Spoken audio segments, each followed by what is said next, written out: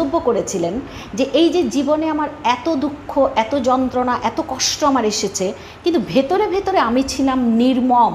এই শব্দটাই বলেছিলেন, নির্মম। কারণ কেন? কারণ তিনি জানতেন যে আমাকে কিছু কাজ করে যেতে হবে, এবং এই ছোট ছোট ব্যাপারগুলোর মধ্যে যদি আমি দিশেহারা হয়ে যাই তাহলে আমি লক্ষ্যচ্যুত হয়ে যাব।